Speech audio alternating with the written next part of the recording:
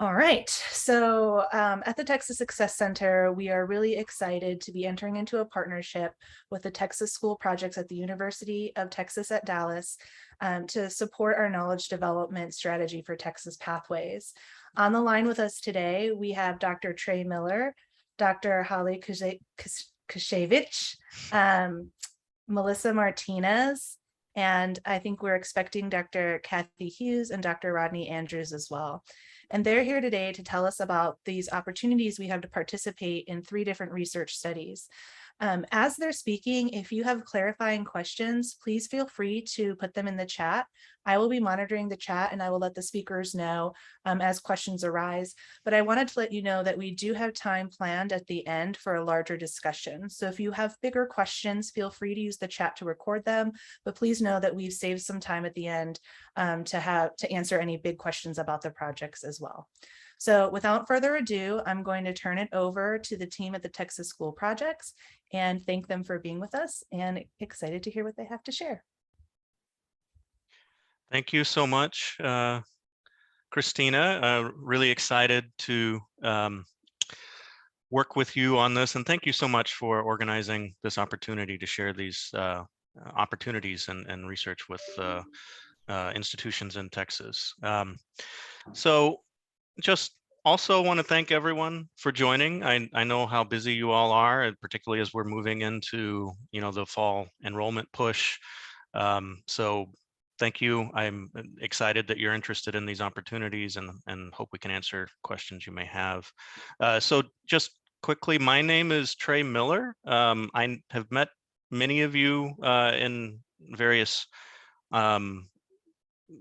venues in the past. So I am an associate professor of economics and director of the Texas Schools Project at University of Texas at Dallas.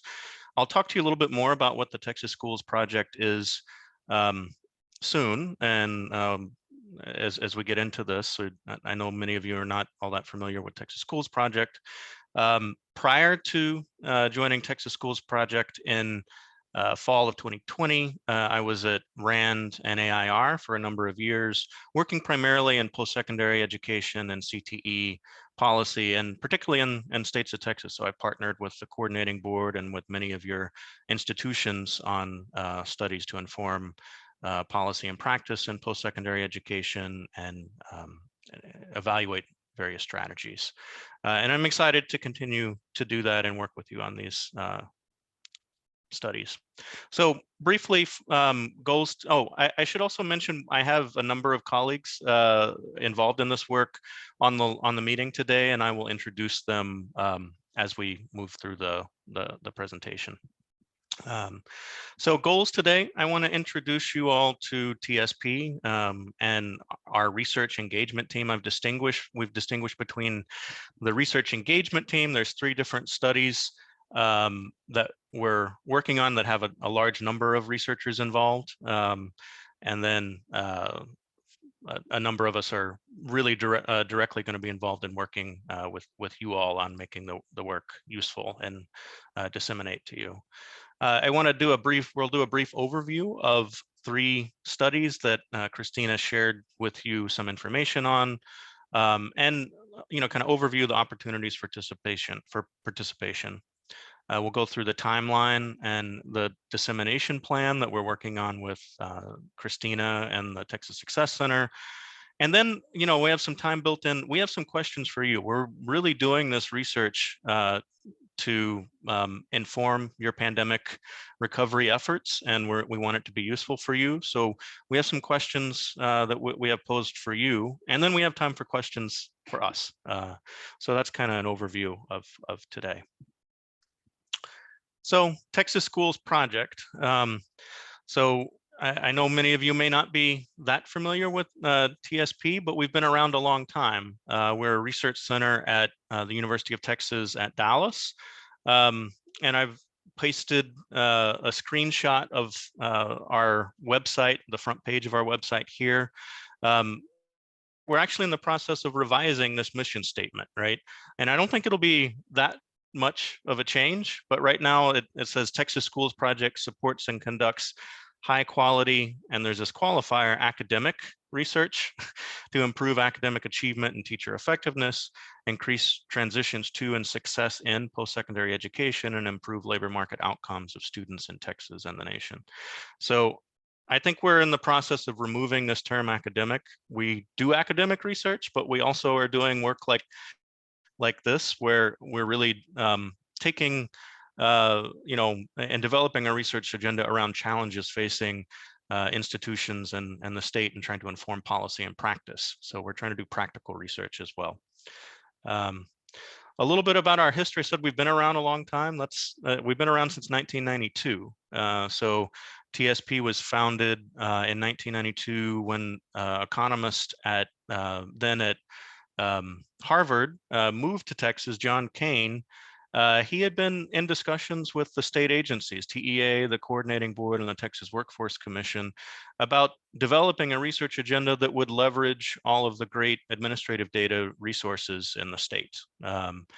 And he got buy-in, and that led to a large number of some of the most high-profile academic research in the area of education coming out of Texas and really out of TSP in the 90s and into the 2000s. So this was really the precursor. Many of you are more familiar with the Education Research Center program, where the state's administrative data is made available to researchers for approved research projects to inform and improve education in Texas.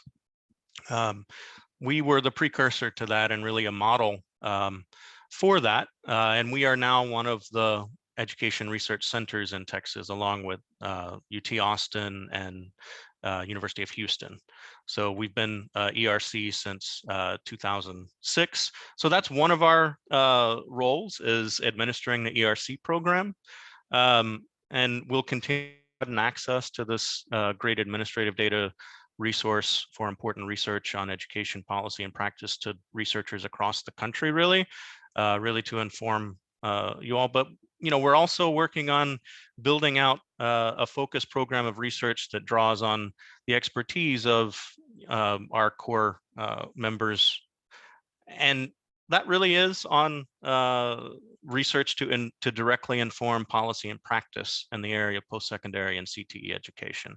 So I hope that you will continue to see more of us, and we'll have many opportunities to engage as we do work, collaborate with great organizations like Texas Success Center to do work to inform your efforts and improve education in the state.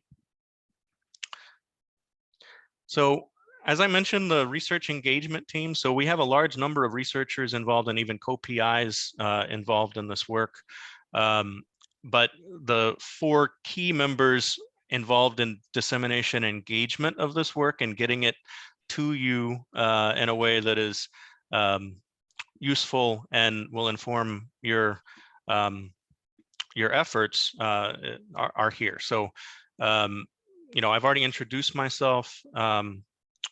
I'll let Rodney Andrews, could you share your screen video quickly and introduce yourself? Or is he on yet? No, he's on. He's just muted. There we go. Okay. Hello. Hi, Rodney. I'm Rodney Andrews, Associate Professor of Economics at the University of Texas at Dallas, and Research Director of the Texas Schools Project, as well as Director of the UT Dallas Education Research Center, which my colleague Trey Miller has aptly described. My interests are primarily in access to education and success, where I'd like to say I spend a lot of time thinking about the choices that students make while in college, with an aim towards providing students and families with information that will allow them to make better decisions and improve the space and inclusivity for post-secondary education in the state of Texas. Thanks, Rodney. Holly Koshevich, would you like to introduce yourself? Hi, my name is Holly Koshevich. Christina did a really good second try pronouncing my name. So I'm a research associate in the Texas Schools Project Program. I also support Rodney in supporting the ERC at the Texas Schools Project. I also teach within the School of Economic, Political, and Policy Sciences at UT Dallas. And I see a number of people that I know from various community colleges. And I just want to say thank you so much for giving us the opportunity to share more about who we are and about our projects. And I'll turn it over to Kathy Hughes now. Thank you, Holly. Hi, everyone. And it says I cannot share my screen. Well, there's a difference between screen and video. I think the video's top left there. Yep, it says I'm sharing my video, but I clearly am not. So I'm sorry about that. But I'm Kathy Hughes. I'm a principal with Edwardian, that's my LLC. I'm also a principal researcher with the American Institutes for Research, or AIR. And at AIR, I primarily conduct research on career and technical education, mostly at the high school level. And before that, I was with the Community College Research Center for a number of years. So I'm really excited to get back to working with community colleges. I'll primarily be working on the COVID recovery research project that Trey will tell you about. And I just, really hope that what we do will help you, the colleges, and your students. Thanks. Thanks, everybody. Thanks, Kathy. So let's get on to a brief overview of the studies and the opportunities.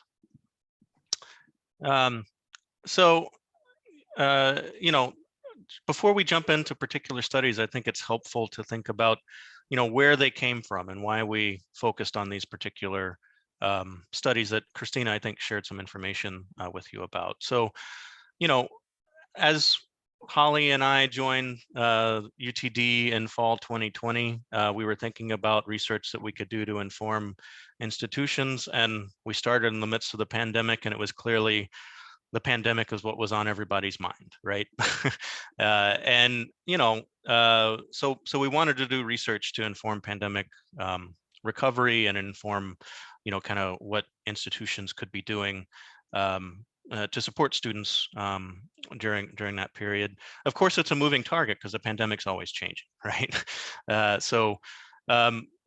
We started consulting the literature and talking with our network of policymakers and practitioners at TAC, the coordinating board, and some of you all I know we've talked with on the meeting today. And we started to distill this information and identify some priorities. And then we had discussions with multiple funders. There was a large appetite for doing research pandemic recovery. So this effort ended up securing funding for 3 related and aligned studies that we're talking about today, all focused on different aspects that are key and important for pandemic recovery at community colleges. We're excited to be working with Texas Success Center to help us, kind of coordinate dissemination and engagement around these 3 studies and build that process into regular communications that Texas Success Center has with you all in terms of Pathways Institutes, et cetera. And also help us, make sure that we meet your needs, cause minimal burden, and effectively communicate the work. So I put this slide in here. We were trying to think of a way to kind of share what thoughts, and what we were hearing from you all and from the press and from literature that motivated these particular studies. So this is just some clippings from major media that kind of highlight some of what we were hearing.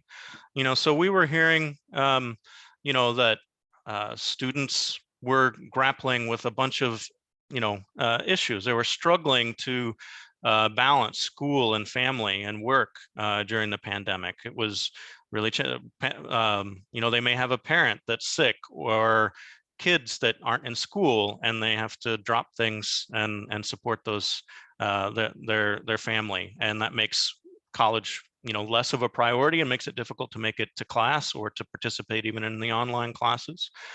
We saw college enrollment declining, right? And continuing to stay down, particularly at community colleges. And that's an issue that I know you all are facing, is how are we going to get students back?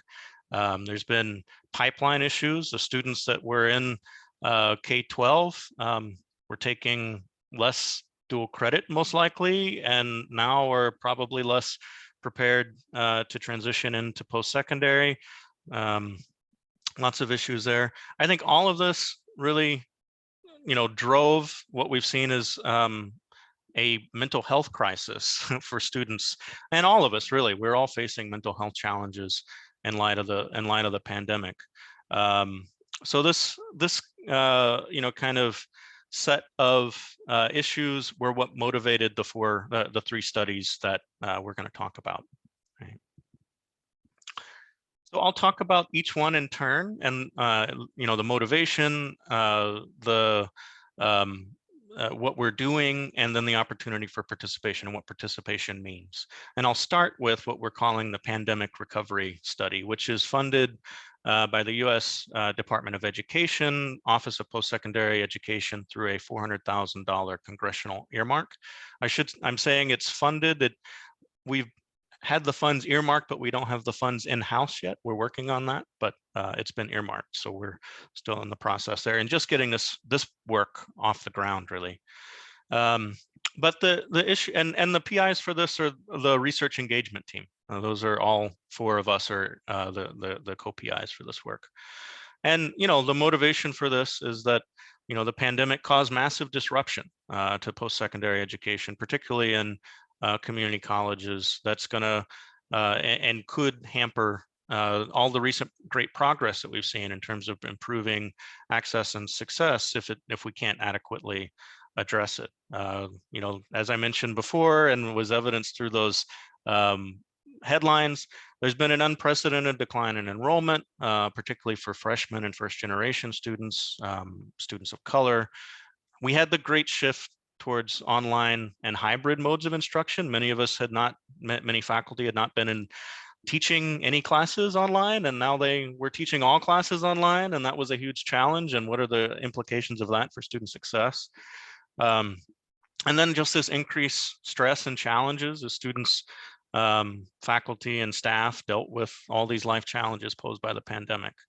So that's really the motivation. And what we're doing is, and you'll see this often in our work at TSP, is we're conducting a mixed methods study.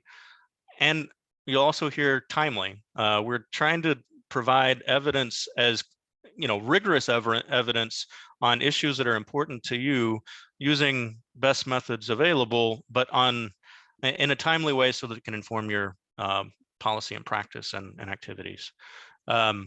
But we want to do this to inform how you can best support students affected by the pandemic, right?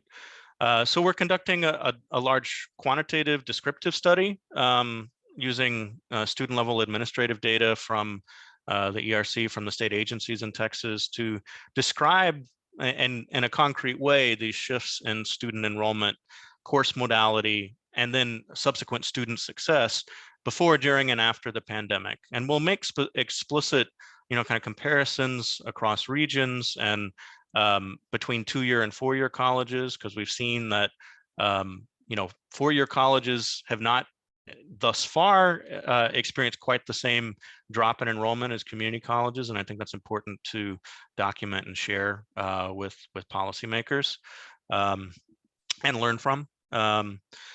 That only takes us so far, though. What we're really also interested in is this qualitative component, where we plan to conduct focus groups with college administrators and staff, with you all, about how the pandemic has affected community colleges in Texas, and what you've done to all the great work you've done to help students and address the challenges that have been exacerbated by the pandemic. Things like addressing childcare needs, mental health, underdeveloped online instruction. And then your efforts to, scale and sustain these success initiatives and challenges you're facing as we emerge from the pandemic, right? The goal is really to identify some promising practices that other institutions in the state may want to think about adopting and share across institutions, right? So for this study, what does participation mean? So we're using administrative data, so all of you will be included in the quantitative component. We have that administrative data available on all institutions in the state, but we're looking for the qualitative component to identify 10 colleges to participate in interviews and focus groups in spring 2023. So these colleges, we plan to conduct a 15-minute online survey to gather, college-specific information on initiatives to support student success during the pandemic. And then we'll dig deeper with the 1 or 2 online focus groups to collect this information around how the pandemic has affected the institution, measures implemented to address the pandemic, and challenges you continue to face, and factors and strategies you found successful in addressing those as we're emerging from the pandemic now, right?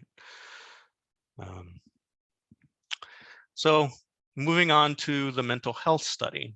This is generously funded by it's almost 150,000, I should have put the actual amount, but $150,000 grant from the Trellis Foundation.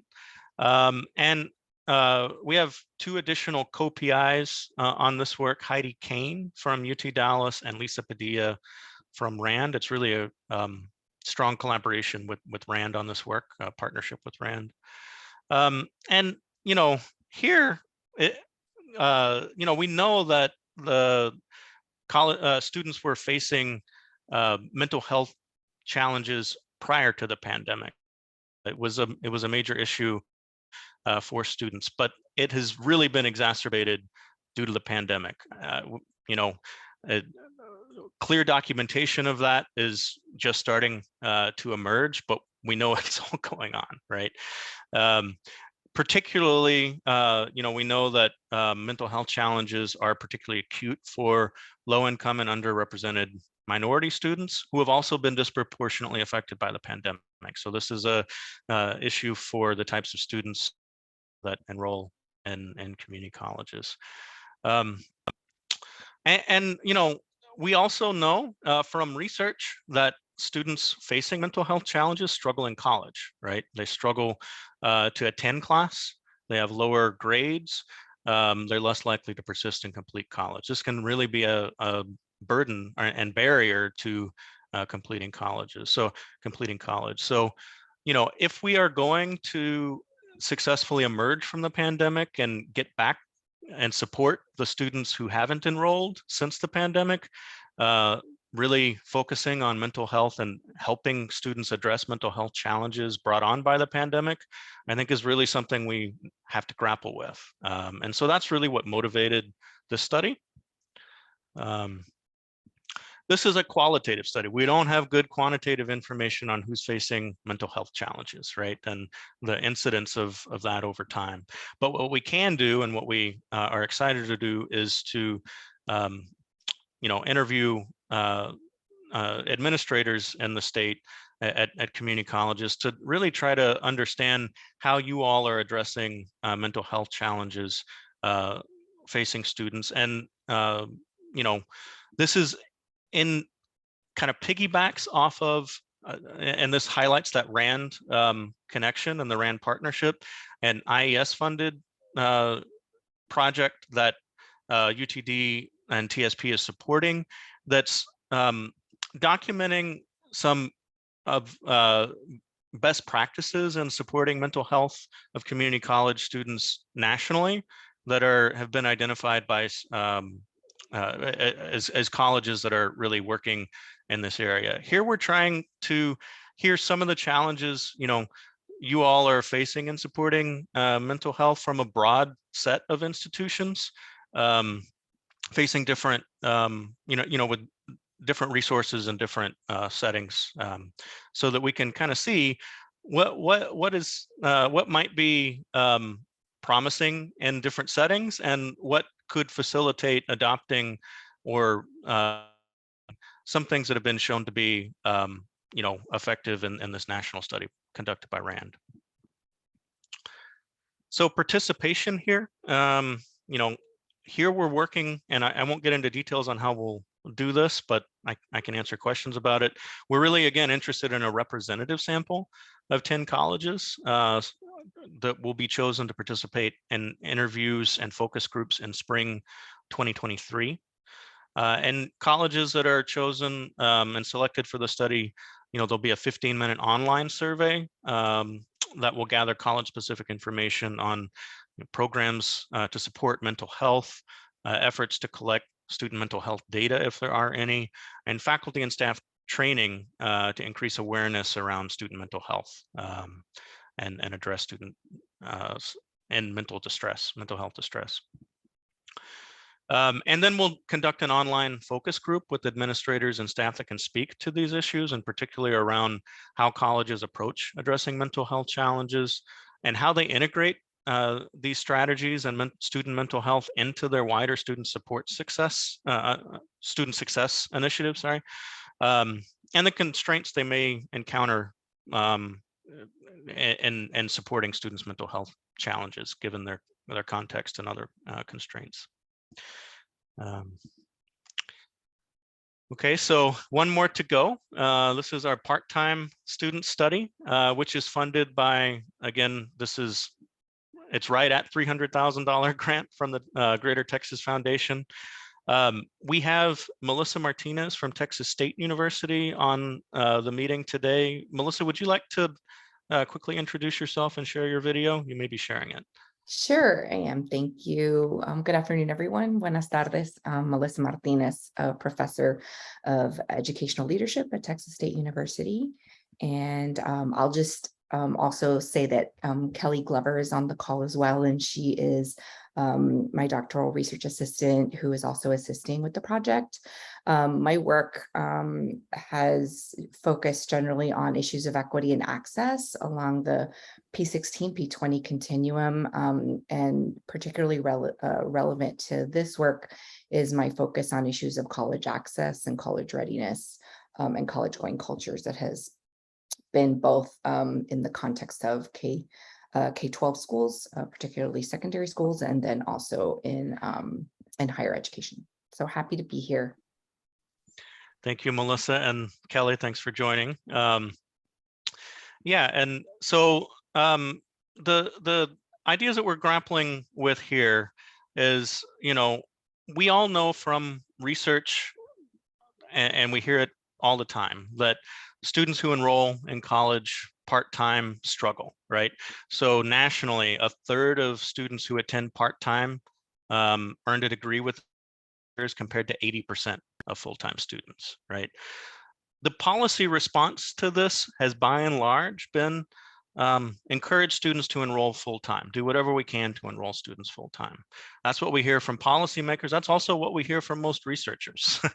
And, I think we and our research team recognize that, partly and mostly by discussions with folks like you all and with students, that's just not reality. For most students, a large number of students enrolling part-time, they're facing life challenges that make it all but impossible to enroll full-time. And they're enrolled part-time for a reason. And no matter what we do, they could not enroll full-time. This study is about supporting those students and thinking about how we can design interventions and strategies to really support their success and keep post-secondary education as a viable pathway to success for those students.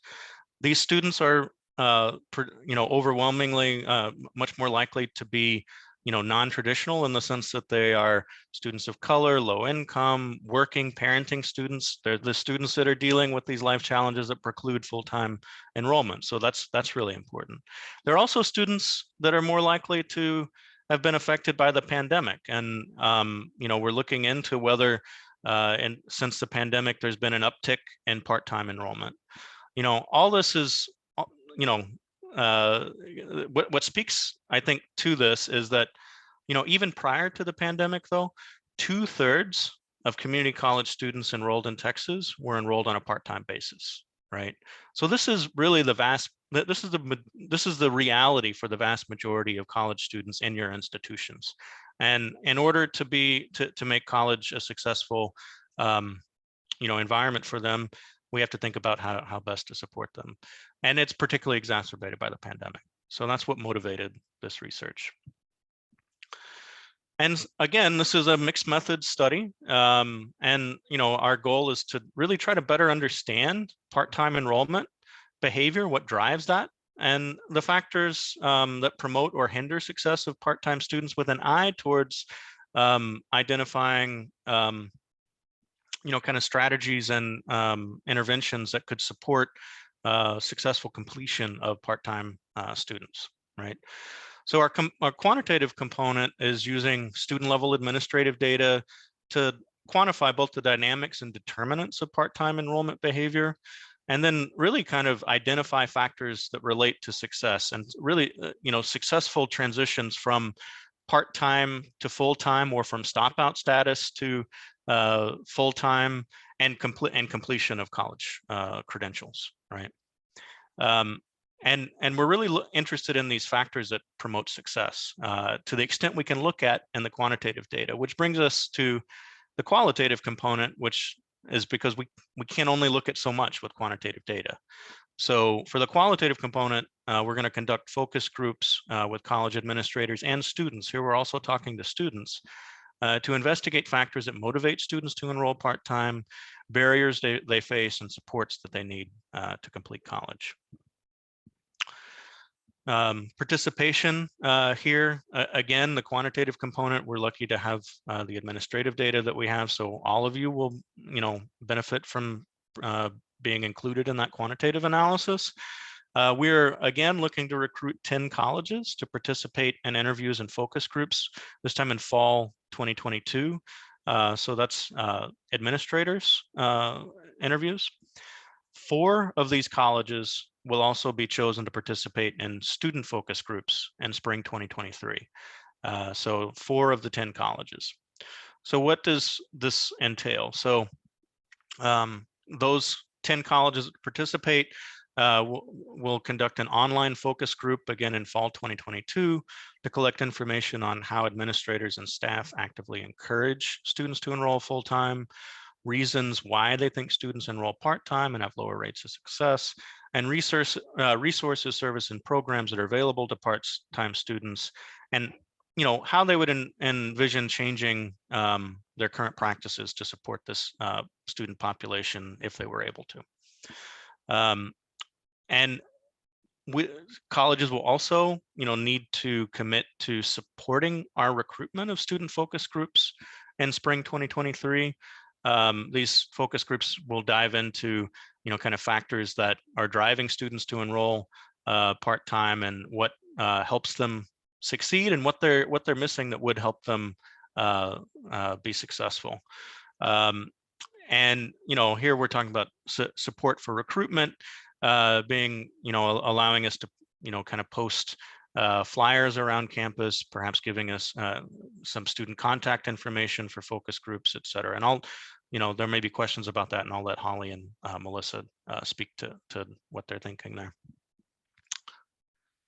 So that's an overview of the studies. Let me just quickly go over timeline for this work and our dissemination plan.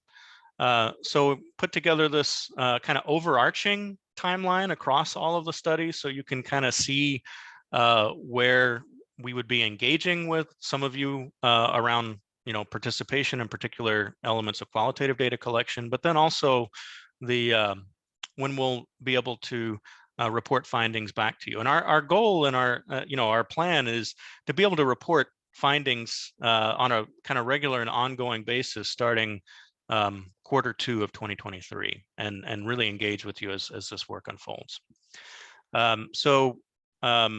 here we've tried to organize things color coded, but keep the dissemination and data collection kind of separate. But the, I guess, peach color here is when we'd be, is related to the mental health study, and we would be doing collection of administrative data in Q3 and 4, so basically fall and into early, and into winter of 2022. So this upcoming semester on the administrative focus groups with administrators.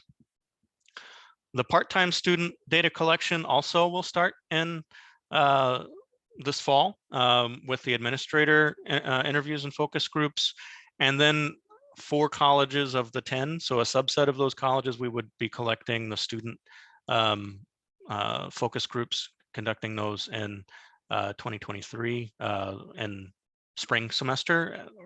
And then the pandemic recovery study, this study again is less far along than the other 2, and we would be collecting administrative qualitative data from administrators in spring 2023, right? And then again, dissemination, we have 2 reports for the pandemic recovery study. This one in Q2 of 2023 is focused on what will have done so far in terms of the quantitative component of that work.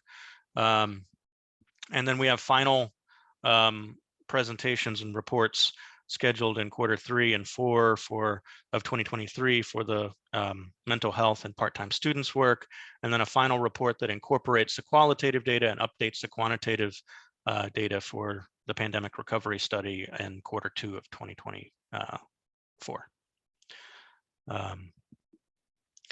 And in terms of dissemination, like I said, we are really excited to partner with the Texas Success Center to implement a coordinated dissemination plan around this whole body of work and the whole research agenda. And, we will be writing, articles intended for academic journals, but we are also going to be writing reports that are written for an audience of policymakers and practitioners, right? So they'll be short and emphasize, findings and implications and then any policy recommendations we can make. And we will be developing 2 to 3 page research briefs emphasizing, again, findings and policy implications for this work. So that we're looking to give you materials that you can use and share with leaders at your institutions and policymakers and others that will resonate. And, we're working with the Texas Success Center to disseminate these findings at the time of release for these studies through webinars and in-person learning sessions at Pathways Institutes. We'll record those briefings so that you can share them for wider dissemination. So that's something that we'll produce as recorded webinars. And I'll ask you in a bit about feedback on this and other things that might be helpful and useful for you to make use of the findings that we are going to be producing through this work. So that's the overview. We really hope you're interested in participating in one, and I'll stress, or more components of this research agenda. So you don't have to sign up for just one or suggest interest in just one. We recognize that it's takes time, but we hope that you're interested in possibly willing and participating in as much of this as you're interested in. And there's a link here to a SurveyMonkey survey that Christina and the Texas Success Center developed for us. So you can click on that link. I know that she's, I think, sharing it in the chat, and we'll follow up via email with this link where you can share your interests, and we can follow up with you as appropriate on each of these studies. So there's that, and so that's what we have. I at this point, I think it would be really helpful for us to turn to. We have a little bit of time.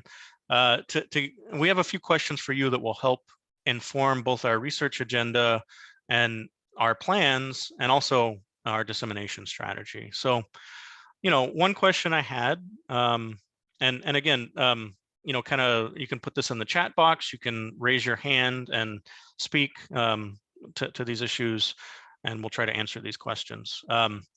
Based on discussions with college leaders and funders, we've chosen to focus on these three related issues that we discussed: the pandemic recovery studies, student mental health, and part-time enrollment. So I'm just interested in whether these issues are important at your college, and particularly why, so we can inform our questions and our qualitative component of that work and what we do. And also just like, what other issues are you grappling with as your college emerges from the pandemic? It's possible that through all of this work, we could dig into something else that is really important to you all, and share what we learn. So if anybody has anything to respond to that question or to those related questions, would appreciate it. And I think Christina is planning to facilitate questions. Yes, thank you so much for this great overview. Please feel free to answer these questions in the chat, and I am happy to communicate that to the group.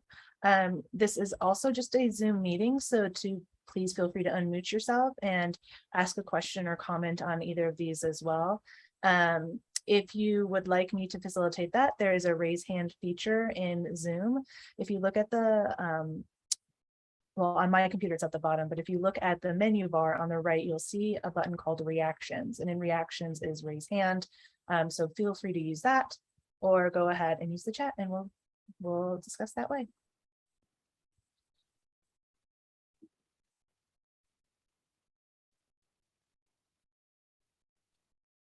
Hi, everyone. This is Jose De Jesus, Dean of Enrollment Services at San Jacinto College. Dr. Miller, I think, and Christina, I think that what I'm most interested is about the part-time enrollment component of this. I know for us at San Jacinto College, our part-time versus full-time enrollment is about that 70-30, 75-25% ratio. And we're really fortunate that the pandemic hasn't hit us as other institutions, but we still grapple with how can we continue to support our part-time students in providing them additional resources. So I'm really interested in figuring out, what you find from your findings, and also what the students who are not taking classes who would potentially benefit from even a part-time enrollment, what they have to say. That's great. And that the last point you made about those that are not taking classes and left, at this point, I don't think we have a good strategy or way to have collect qualitative data from those students, but we are including them currently in the quantitative component, in terms of examining stop outs and stop out, particularly, kind of during the pandemic, and what factors are related to successful, re-enrollment. Yeah, we've been doing great work in working with those stop out students in coordination with some funding streams from the coordinating board, as well as other funding opportunities. So I'm very interested specifically on the part-time enrollment. That's great. Thank you. Okay, Dr. Miller, there's a question in the chat. Chris Gore says, my recollection of much of the pre-pandemic literature related to the future of declining enrollments nationwide. I'm sorry, I misread that. The pre-pandemic literature was related to the future of declining enrollments nationwide. So how will we distinguish between forecasted declines and pandemic declines? Right, that's a challenge. I mean, we will be examining the trends in enrollment prior to the pandemic, right? So we'll be looking at, I mean, Texas was fortunate to have not experienced quite the same way in terms of enrollment declines that we've seen nationally, but it was in the cards that would happen. I think one thing that I'm really I know we're really interested in examining in that study is pipeline issues, right? So were there, is part of the enrollment decline that we've seen reductions in dual credit course taking in high school? And what are the implications of that for the pipeline of students who would enroll and their preparation for college? We know that students that participate in dual credit, and particularly kind of the early college high school model, but dual credit generally, are much more likely to complete college in a accelerated kind of pathway. What happens if there's less of those students? It kind of goes all the way down the path. The other issue is for four-year colleges and your upward transfer mission. Are we going to see less upward transfer students that would affect the enrollment at four-year colleges down the road, and then probably in the next academic year or two? Four-year colleges so far in Texas have been lucky to have not experienced quite the same enrollment declines, but it's unclear whether that's going to continue to be the case. So those are some thoughts. Thank you. And Dr. Miller, Ellen Falkenstein from Central Texas College says that at their institution, they're looking at the first time enrollment for fall 2019 through fall 21. And those are students that left during or right after the fall semester. So they're finding approximately 80% of the students are part-time. And so she's just reiterating how important the part-time student issue is to her college, and I would imagine to other colleges on the line as well. Yeah, thank you. I mean, I think that this is an issue, and one reason that we focused on it is it's an issue that's underappreciated in the research and policy community. It's one that hasn't really caught on like some other issues, particularly because people have looked at the research and said, well, we just need to get students to enroll full time. And as you know, when 80% of your students are enrolled part-time and they tell you why, it's not really in the cards. So one thing that we hope will come about with this study is it'll be an opportunity to elevate this issue and to get the field thinking about it in a different way. That these are students that need a pathway for success through post-secondary education, and we need to figure out ways to support them. And yes, I agree. Jose, thank you for raising your hand. Feel free to unmute yourself. I'm sorry, I have just two more questions. Is the hope here for legislative policy changes or also institutional changes that can be made through college leadership? And then my second question is on commitment. Is the commitment for the research study for all three projects, or can institutions choose which ones they want to participate in? yeah, so thank you. In terms of informing policy and practice, I think that's where we're going to be, is at this level of informing.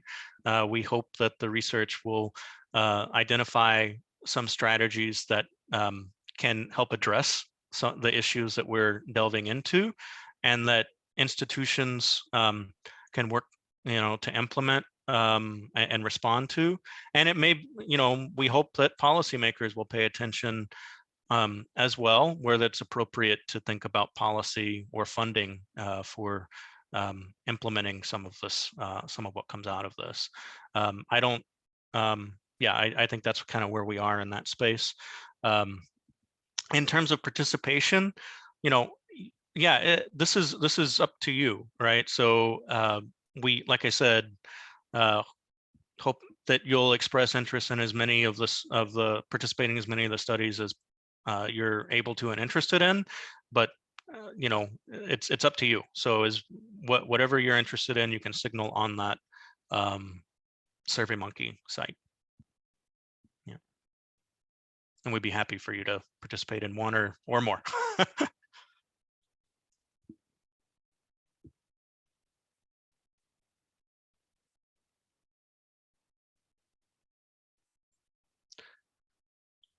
So I think, Christina, it seems like maybe we ran out of responses to this one. I can put up the other question we had for you, and we've already started to kind of get into other questions, but this may motivate or generate some other questions or responses or feedback. So I just want to reiterate the fact that we recognize that you all are facing many challenges and have limited time.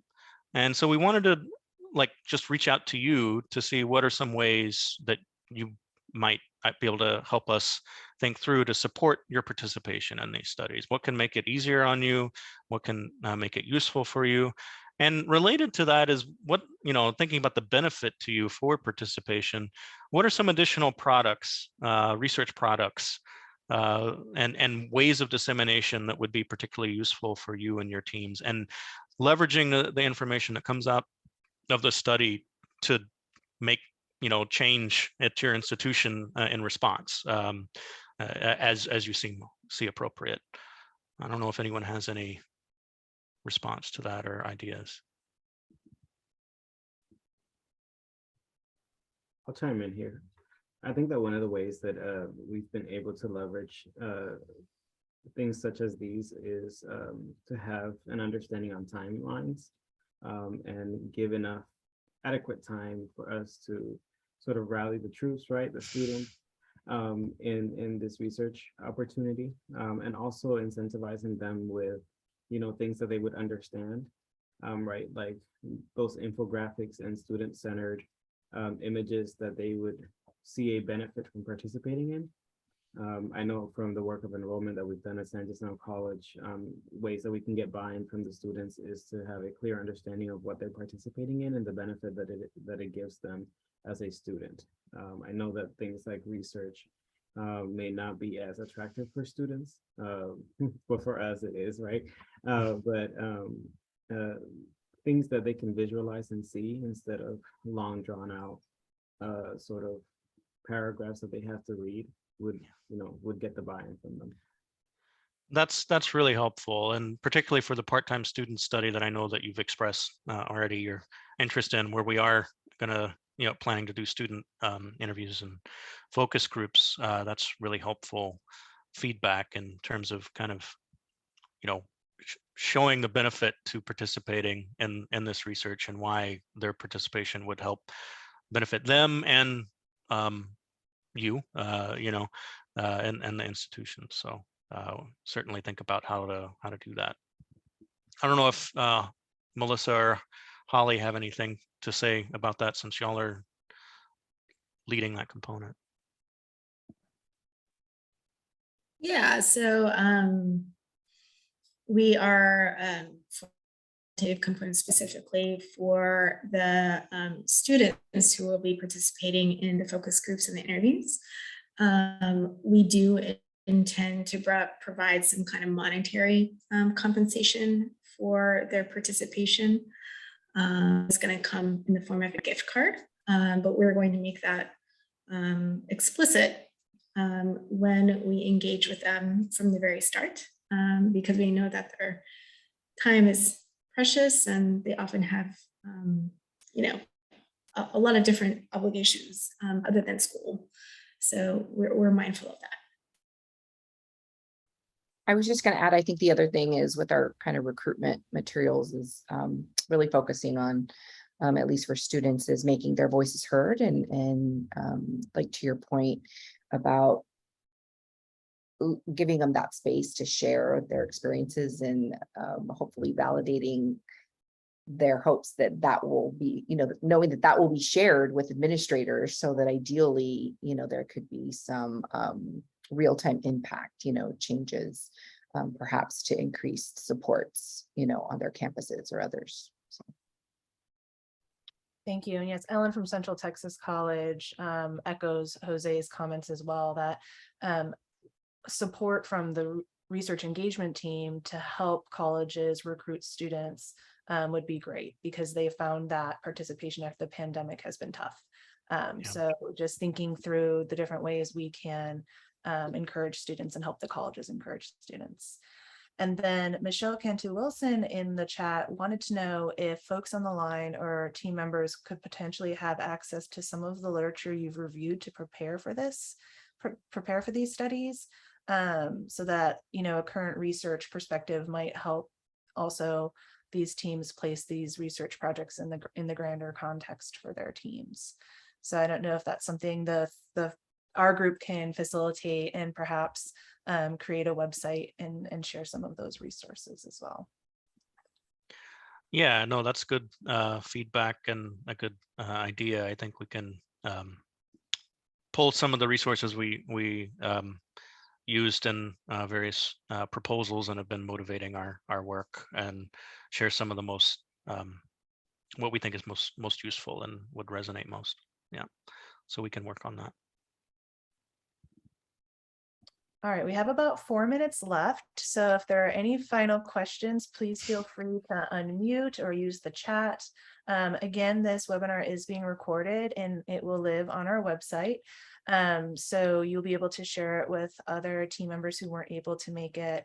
We'll also post on the website the 3 research briefs, so you'll have access to a brief description. And I will stay in contact with Dr. Miller and his team as we start collecting resources to share with you. But we'll open the floor up for a couple more minutes if there's any final questions.